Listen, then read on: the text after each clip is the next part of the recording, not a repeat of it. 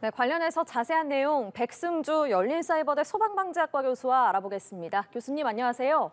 네, 나와 있습니다. 네, 교수님 지금 화재가 발생한 지 4시간 30분가량이 지나고 있습니다. 현재까지 화재 상황 어떻게 보고 계신가요? 네, 초기에 지금 최근 소방대 브리핑에서 화재의 확산은 막은 상태라고 하였는데요.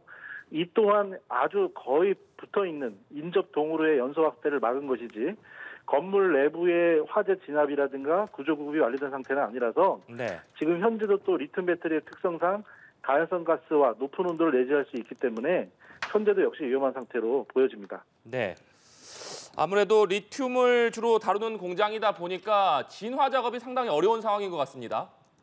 네, 그렇습니다. 리튬은 이게 물과 접촉 시에 오히려 일산성 가스를 내뿜는 성질을 가지고 있습니다. 네.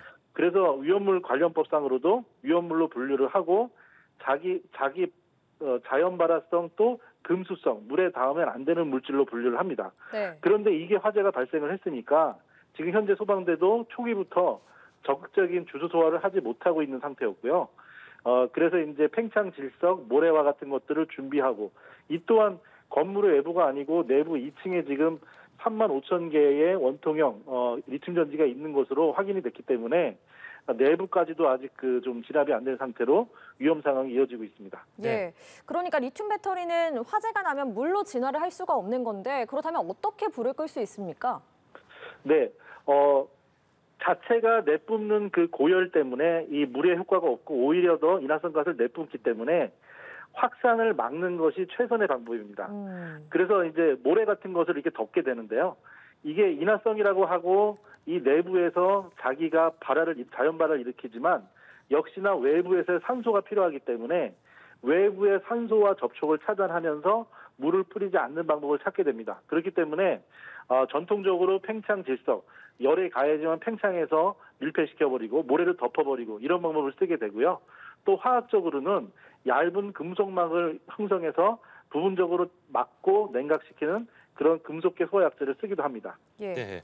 한강유역청에서는 지금 공장 주변의 유해 물질은 검출되지 않았다 이렇게 밝혔습니다만 아무래도 리튬 배터리가 물을 닿으면 유독가스가 배출된다 이렇게 말씀을 해주셨기 때문에 그 부분에 대한 우려도 나오고 있거든요. 네, 그렇습니다. 명확히 리튬은 물질안전보건자료 상에도요. 화재 시 주술을 해서 안 되는 물질도 있고요. 네. 그리고 피부에 강한 반응성을 일으키게 됩니다. 그리고 눈에도 시력에도 손상을 초래하기 때문에요. 이게 보호구가 없는 상태에서는 직접 근처에 닿거나 이로 인해서 인화성 가스 분진이 퍼지는 것조차도 호흡하거나 닿아서는 역시 명확히 그 당장은 피해가 없더라도 네. 후유증은 남는다고 봐야 되기 때문에요. 맹독성이라고 볼 수는 없지만 역시 화재 인근에 있는 주민들께서는 접근을 피하시고 창문을 닫고 근처에서 오염되신 분들은 세척을 하고 이런 후속 조치가 필요합니다. 예. 교수님 말씀을 들어보니까 이 리튬 배터리가 불이 나면 끄기가 쉽지가 않고 또 유독가스 등 상당히 좀 위험할 걸로 보이는데 리튬 그렇습니다. 배터리 공장에 그렇다면 화재 진압 설비가 제대로 되어 있지 않습니까? 이제 화재를 이제 주수 소화라든가 화학적 소화 설비는 일단 법적으로 강제하지는 않습니다. 근데 법적으로 강제하지 않는다고 해서 공정을 설계할 때 지금 현재 화재 원인이 작업하시는 분의 증언이니까 거의 확실하다고 봐야 되는데 배터리 한 개에서의 갑자기 폭발적 연소가 이루어졌고 이게 전 건물이 다 타버린 상황까지 갔잖아요. 그런 부분이 있기 때문에 초기의 대응 그리고 소분, 확산되지 않도록 작게 나누어서 공정을 설계하는 그런 과정에서의 어떤 설계나 관리의 오류가 있었다고 좀 봐야 되지 않나 싶습니다. 네. 말씀해 주신 대로 목격자 증언에 따르면 배터리 셀 한 개에서 폭발적인 연소가 있었다 이렇게 전해지고 있는데 소방당국에 따르면 지금 리튬 배터리가 3만 개 이상 공장에 보관된 것으로 전해지고 있습니다. 폭발 우려가 좀 나올 수밖에 없을 것 같은데 어떻게 보십니까? 네, 그렇습니다. 해당 리튬 전지는 1차 전지라고 해서 1차 전지 제조 공장에서는 일단 1차 전지는 충전을 하지 않고 한 번 쓰는 것이기 때문에 지금 현재 리튬 이온 리튬 폴리머 전지보다는 상대적으로 내뿜는 에너지가 적긴 합니다. 그런데 이거는 그 1차 전지, 2차 전지의 비교지 리튬 자체는 상당히 위험하고요. 네. 배터리는 특성상 내부에 단락을 막는 분리막을 두고 있는데 이것들이 과열이나 화재로 인해서 오염되게 되면 초기에 인화성 가스를 내뿜게 되고요. 인화성 가스가 바로바로 연소되는 게 아니고 어느 큰 공간에 모이다 보면 다시 또 폭발을 일으키게 됩니다. 예. 그러니까 지금 수만 개의 배터리가 있으면 그게 한두 번의 폭발로 다 소진된 게 아니고요. 휘발유처럼 다 타는 게 아니기 때문에 아직까지 분리막이 훼손되지 않고 과열만 된 배터리들은 가스를 내뿜고 있을 것이고요. 그렇기 때문에 언제 다시 폭발이 일어날지 모르기 때문에 예. 내부에 이런 가연물들에 대한 정비가 되지 않은 상황에서는 화재 위험 요소가 제거됐다. 이렇게 봐서는 안 됩니다. 그렇군요. 알겠습니다. 자, 소방당국이 인접 건물로의 연소 확대는 막았다고 했거든요. 그렇다면 네. 이거는 최악의 상황은 막았다고 볼 수 있는 겁니까? 네, 지금 그 항공 촬영 영상으로 보더라도 천장에 지붕틀이 내려앉을 정도로 엄청나게 1000도씨 이상의 고열에 노출된 게 분명하고요. 그럼에도 이제 해당 11개 동이 있는 공장 인근에 다닥다닥 이렇게 붙어 있는 공장에서 옆 건물로 화재 확산이 되지 않은 거는 소방대의 대응 1단계 그리고 직후에 대응 2단계를 선제적으로 발령해서 큰 소방력을 일시에 투입한 것이 큰 효과를 거두었다. 이렇게 보는 것이 맞는 겁니다. 자, 구조 작업이 앞서 어려운 상황으로 알려진 상태였고 또 교수님께서도 그렇게 말씀을 하셨는데 네. 방금 브리핑에서 본격적으로 수색 구조 작업에 돌입을 했다고 했습니다. 이 구조 작업이 어떻게 진행될 걸로 보십니까? 네, 지금 현재 브리핑 내용에서 구조자 아까 조금 전 상황에서의 실제 요 구조자들이 있는지 그래서 정확한 명수는 아니더라도 있다는 것은 파악이 된 게 확인이 되고요. 그러면 이제 구조적인 안전 진단을 명확히는 안 했겠지만 외관상으로 했고 그래서 소방대가 진입됐다고 하면 지금 현재는 일단은 전체를 정밀하게 수색한다기보다 입구에서 가까운 쪽에서 거점을 넓혀 나가면서 진입과 철수를 반복하는 과정으로 구조하시는 작전을 펼치게 됩니다. 예. 네, 될 것 같습니다. 네, 앞서 말씀해 주신 대로 리튬 배터리 같은 경우에 유독가스가 나오기도 하고 상당히 구조 작업 자체에도 어려움을 겪을 것 같거든요. 어떻게 보십니까? 네, 물론입니다. 말씀드린 대로 지금 수만 개, 3만 5천여 개의 리튬 배터리가 전부 다 연소가 다 완전히 다 타고 난 상태가 아닌 거로 봐야 하는 게 맞고요. 네. 당연히 그렇게 봐야 합니다. 왜냐하면 이 자체가 하나하나가 경막이 되어 있고요. 그래서 가스를 분출하고 연소를 하고 폭발을 하고 이 과정을 계속 반복하게 됩니다. 그리고 축열된 상태의 배터리는 변형을 일으켜서 그 사이로 분출되는 가스가 축적될 수가 있습니다. 그래서 이게 어느 상황에서 폭발을 일으킬 수도 있기 때문에 차분히 진입을 하셔야 되고 그러면 창가 쪽으로 진입구 쪽으로 안전이 확보된 범위에서 범위를 넓혀가는 방식으로 소방대의 안전을 확실히 확인된 상태에서 진압 작전을 펼치셔야지 오히려 더 큰 피해를 막을 수 있는 상황이 되지 않겠습니까? 네. 네, 그리고 지금 소방당국 브리핑에 따르면 2층에서 작업자들이 작업을 한 것으로 추정이 된다. 이렇게 지금 얘기를 하고 있거든요. 하지만 정확한 위치는 좀 파악이 필요하다. 이렇게 밝혔습니다. 지금 정확한 인원도 그렇고 위치도 그렇고 정확한 파악은 좀 어려운 상황인 것 같은데 어떻게 앞으로 구조 작업이 진행된다고 봐야 될까요? 네, 지금 현재로서도 그런 예상되는 인원에 대한 전달이 좀 잘못된 판단이기를 기대합니다.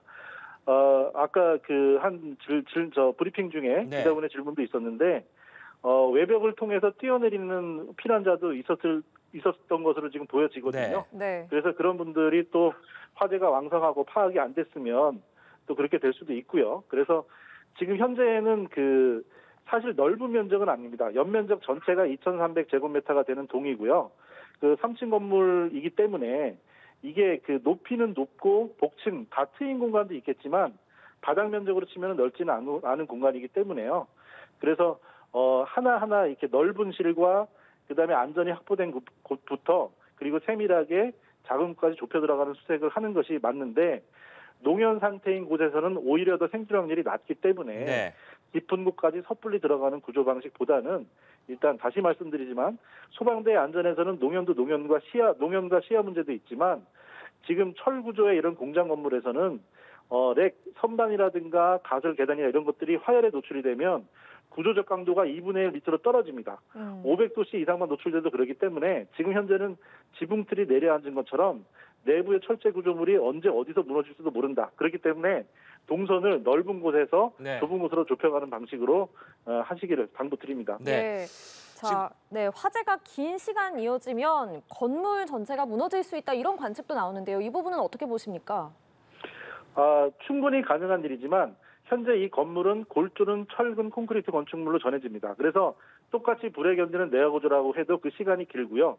이것은 판넬 구조로 돼 있는 일반 철제 건축물의 이제 공장 건축물에 대비해서 말씀드리는 겁니다. 그래서 뼈대는 남아 있지만 다시 말씀드리지만 그 내부에 그 구획되는 벽체 패널, 선반, 렉 이런 것들에 대한 위험성은 크기 때문에 진압을 펼치시면서 그런 부분을 분명히 구분해서 예를 들어 우리가 자주 직원들이 왔다 갔다 하는 동선이 되는 선반과 선반 사이도 지금 현재는 매우 위험한 상황이거든요. 네. 그런 곳을 피해서 동선을 확보할 필요가 있습니다. 네. 무엇보다도 실종된 분들을 빨리 찾는 것, 또 고립된 분들을 빨리 구조하는 것이 중요한 일일 텐데 앞서서도 네. 언급을 해주셨지만 소방당국이 지금 브리핑에서 리튬 배터리 35,000개, 공장 안에 보관되고 있는 35,000개가 자체 발화되고 있다 이렇게 얘기를 했습니다. 그러면서 네. 연소 확대 방지에 총력을 기울이겠다라고 했는데 이 부분은 좀 어떻게 진행된다라고 봐야 될까요? 네, 초기의 연소 확대에는 소방대 입장에서는 네. 건물 내부의 요 구조자 그리고 왕성한 화재 때문에 제일 중요한 것은 옆동으로의 연소 확대입니다. 초기에 9분 만에 대응 1단계 그리고 이후에 선제적으로 대응 2단계를 함으로써 네.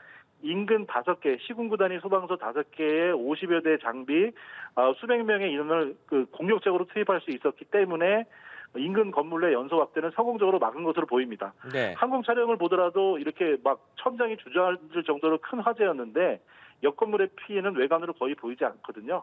그래서 하지만 이게 작은 불씨에서 시작되는 것처럼 창문이나 아니면은 철로 진한 전도열 때문에라도 생길 수가 있기 때문에 무조건 이제 완전히 이제 뭐 안전하다 이런 상황은 아니겠지만 네.